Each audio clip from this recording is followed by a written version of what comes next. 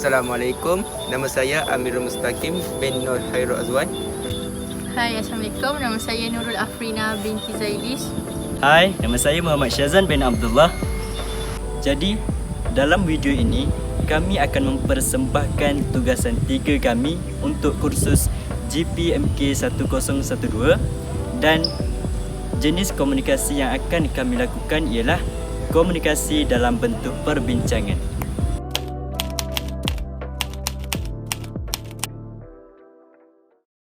Assalamualaikum semua, apa khabar? Salam Syazwan, khabar baik? Alhamdulillah, semuanya sihat ya? Sihat. Okey, jadi macam yang kita semua tahu, pada hari ini kita akan membuat perbincangan tentang asas komunikasi dan juga jenis-jenis komunikasi. Tapi sebelum tu saya nak tanya, bila kita dengar je perkataan komunikasi, apakah benda yang terlintas dalam fikiran anda semua? Komunikasi ni macam cara kita berinteraksi dengan orang lain. Betul. Dalam maklumat ke? Saya setuju dengan Afrina. Macam mana pula dengan Amirul? Saya juga sama pendapat dengan Afrina. Kita ni berkomunikasi ni dia melakukan interaksi dengan satu orang ataupun lebih. Betul, saya sokong. Okey, jadi itu adalah contoh definisi bagi komunikasi. Baiklah. Jadi dalam komunikasi ni terdapat banyak elemen yang kita kena terapkan supaya komunikasi kita tu berjalan dengan lancar dan juga berkesan. Okey, sebagai contoh, bila kita nak berkomunikasi, kita kena ada seorang individu yang sangat penting dalam proses tersebut, iaitu kita panggil sebagai penyampai. Jadi penyampai ni dia akan bertindak sebagai pemula komunikasi yang menggerakkan maklumat untuk disampaikan kepada penerima ataupun pendengar. Jadi bila kita menjadi seorang yang penyampai komunikasi, kita perlu tahu cara penyampaian yang betul dan berkesan supaya penerima boleh faham dan juga tahu apa benda yang kita nak sampaikan. Sebagai contoh, kita boleh terapkan konsep 4M ketika kita menyampaikan maklumat, iaitu memahami, menghayati, menghafal dan juga melafaz. Macam mana pula dengan Afrina? Boleh tak bagi contoh idea? Saya juga mempunyai pendapat yang lain dalam membincangkan elemen-elemen komunikasi ini dalam aspek kemampuan. Komunikasi interpersonal yang berkualiti, efektif, dapat menghasilkan makna atau manfaat serta mencapai tujuan bagi kedua-dua pihak perlu yang memiliki kemampuan. Menurut Muhammad Ali 2005, penyampai yang mempunyai kemampuan yang baik dalam menyampaikan arahan dapat memudahkan penerima memahami informasi yang diberi. Maksud di sini, kemampuan ini perlu diterapkan dalam proses komunikasi supaya penerima ni dapat faham apa maklumat yang kita nak sampaikan. Penerima juga perlu memiliki kemampuan yang baik supaya memberikan persepsi atau jawapan yang tepat terhadap pertanyaan dan informasi yang diberikan kepada penyampai. Kemampuan di sini membawa maksud kemahiran komunikasi yang berkesan yang dikuasai oleh kedua-dua pihak, iaitu penyampai dan penerima.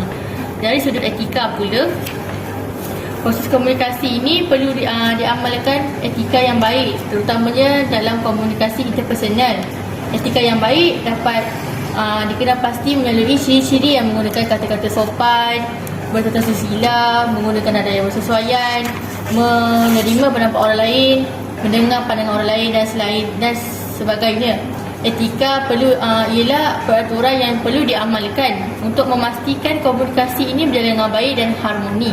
Selain itu, etika juga penting untuk membentuk cara-cara berkomunikasi yang berkesan. Itu saja dari saya. Apa pendapat kamu tentang elemen-elemen komunikasi, Amirul? Baiklah, terima kasih Afrina atas pandangan yang sangat benar tadi. Pada pendapat saya, elemen yang terdapat dalam komunikasi adalah sikap. Okey, untuk pengetahuan semua, sikap adalah tingkah laku ketika kita melakukan komunikasi. Sebelum saya pergi dengan lebih lanjut lagi, saya ingin tahu pendapat saudara dan saudari. Adakah sikap dapat mempengaruhi keberkesanan komunikasi? Ya, sangat mempengaruhi. Saya rasa sangat mempengaruhi. Ya, sangat benar saudara dan saudari. sikap memang dapat mempengaruhi keberkesanan semasa berkomunikasi. Hal ini dikatakan sedemikian kerana apabila sikap seseorang yang negatif dan tidak baik boleh menyebabkan komunikasi berlangsung secara tidak berkesan, manakala apabila sikap seseorang itu baik atau positif, ia akan menjadikan komunikasi itu berjalan dengan efektif serta mudah mencapai tujuan kesepakatan yang diharapkan. Untuk menjelaskan lagi tentang perkara ini, kita dapat lihat apabila seseorang itu tidak bersikap jujur, komunikasi yang dilakukan mungkin tidak akan terjadi kerana tiada siapa yang akan mempercayai seseorang individu itu jika tidak jujur. Manakala jika seseorang itu bersikap jujur, tentu komunikasi akan berjalan dengan lebih baik kerana dipercayai oleh pendengar. Hal ini dikatakan sedemikian kerana komunikasi berlaku apabila maklumat penyampaian itu diterima oleh penerima dengan baik. Antara sikap penyampai dan penerima yang harus diamalkan untuk memastikan komunikasi berlaku dengan berkesan adalah bersikap terbuka, pendengar yang baik, memiliki rasa empati, suportif, memiliki rasa positif dan sebagainya. Okey, jadi memandangkan kita semua dah pun saling memberi pandangan tentang elemen-elemen komunikasi ini, eloklah kita pergi ke topik yang seterusnya, iaitu jenis-jenis komunikasi. Okey, saya persilakan saudara Sazwan untuk memulakan topik ini. Baiklah, terima kasih Amirul. Sekarang kita bergerak pula kepada jenis-jenis komunikasi. Secara umumnya, terdapat banyak jenis komunikasi yang kita selalu guna pada kehidupan harian kita. Sebagai contoh, apa yang saya tahu, jenis komunikasi yang kita sering guna setiap hari adalah komunikasi melalui panggilan telefon. Saya yakin dan percaya bahawa pada zaman yang penuh canggih dengan kecanggihan teknologi ini, kita sering menggunakan telefon untuk berhubung dengan mana-mana pihak, betul kan? Jadi komunikasi melalui telefon ni adalah kebiasaannya kita akan guna apabila kita membuat panggilan telefon dengan mana-mana individu yang kita kenali. Jadi kelebihan yang kita dapat daripada panggilan telefon ini ialah kita dapat menjimatkan masa kita kerana kita tidak perlu berjumpa dengan individu tersebut jika kita ingin menyampaikan maklumat ataupun informasi kepada mereka. Bagaimana pula dengan Afrina? Saya juga mempunyai pendapat yang lain tentang jenis-jenis komunikasi dalam aspek perbincangan.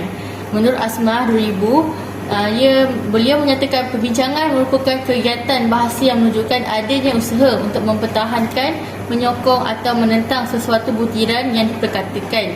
Proses komunikasi lisan yang melibatkan aspek perbincangan merupakan satu aktiviti perkumpulan yang mana pelajar berinteraksi sesama mereka dalam membincangkan sesuatu masalah ataupun isu. Jika perbincangan ini melibatkan agensi atau organisasi, maka aktiviti perbincangan ini memerlukan kaedah dan kawalan sebagai pemudah cara pelibatan semua ahli untuk menyuarakan pendapat mereka dalam ataupun pandangan. Perbincangan biasanya dilaksanakan dalam kumpulan yang kecil ataupun keahlian perbincangan itu yang dihadiri oleh mereka yang benar-benar faham tentang topik perbincangan tersebut. Seterusnya, apa pendapat kamu? Apa pendapat tentang jenis-jenis komunikasi, Amirul? Okey. Untuk topik jenis-jenis komunikasi ini, saya akan memberi pendapat saya tentang jenis komunikasi iaitu mesyuarat. Okey, saudara dan saudari, pernahkah kamu dengar tentang mesyuarat?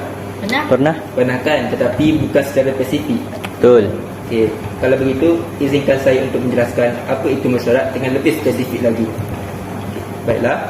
Mesyuarat merupakan satu pertemuan antara satu orang atau lebih untuk membuat perancangan atau pelan tindakan, berkongsi idea atau maklumat, membuat keputusan atau mencari jalan bagi penyelesaian masalah dalam jangka pendek atau panjang. Jadi, jelaslah di sini bahawa mesyuarat ini amat membantu kita untuk menyelesaikan sesuatu perkara dengan lebih efektif dan pantas kerana di sini kita dapat saling bertukar idea atau pendapat antara satu sama lain bagi menyelesaikan masalah yang kita hadapi itu. Jadi, itu sahaja yang ingin saya sampaikan tentang jenis komunikasi ini. Seterusnya, kita pergi ke ciri-ciri komunikasi yang berkesan dan berhemat. Jadi, untuk pembukaan topik ini, saya persilakan Sazwan untuk memulakan tentang topik ini. Jadi, baiklah Amirul. dalam memastikan komunikasi kita ini berjalan dengan lancar dan juga berhemah serta berkesan, kita perlulah mengamalkan ciri-ciri komunikasi yang baik ketika kita berkomunikasi.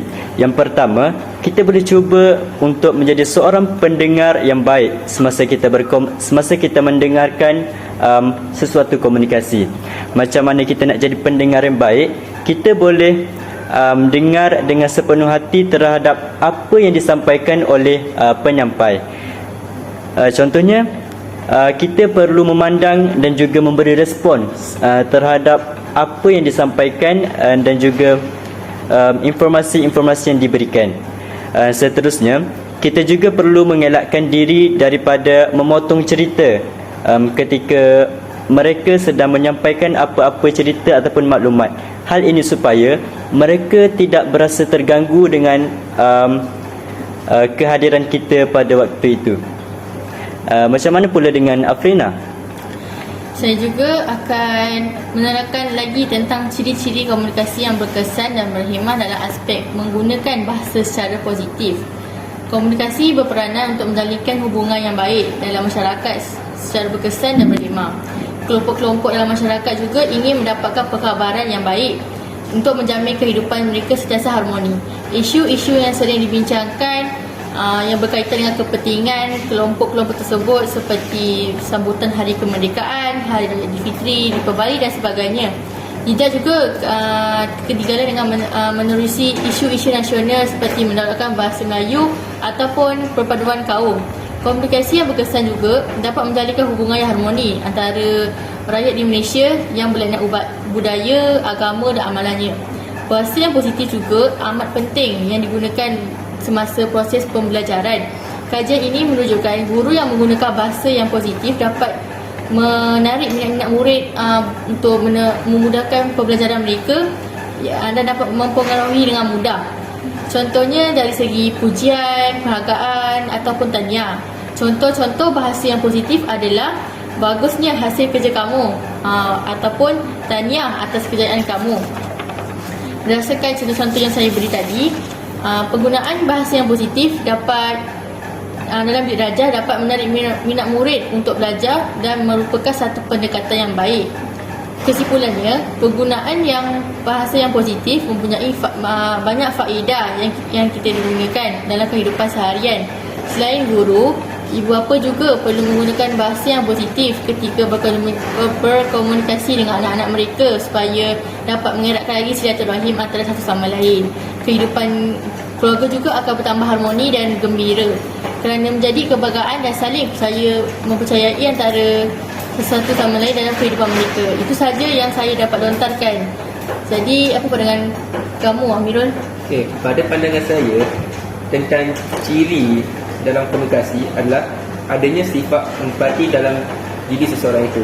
Okey. Sifat empati ini adalah keupayaan untuk menunjukkan diri sendiri pada keadaan dan perasaan orang lain. Dalam komunikasi, empati amat penting supaya mesej yang dapat diterima kesan dan tepat. Oleh itu, komunikator dan komunikan perlu membina empati ini agar dapat mengambil bahagian, merasai dan terlibat secara psikologi, perasaan dan keadaan setiap pihak. Jadi, itu saja daripada saya. Okey, sekarang berakhirlah pembicaraan kita hari ini. Okey, sebelum itu, saya ingin saudara seseorang memberikan satu rumusan tentang keseluruhan topik yang kita bincangkan pada hari ini. Baiklah, saya rasa perbincangan kita hari ini penuh dengan informasi baru yang saya dapat daripada anda semua. Jadi saya rasa kemahiran-kemahiran komunikasi ini kita kena aplikasikan dalam kehidupan kita kerana ia amat penting supaya apa yang kita nak sampaikan kepada orang lain mereka dapat terima dengan baik. Jadi saya rasa itu sahaja. Terima kasih kepada Afrina dan juga Amirul kerana sudi berkongsi ilmu-ilmu yang anda semua ada. Jadi itu sahaja. Sekian, terima kasih.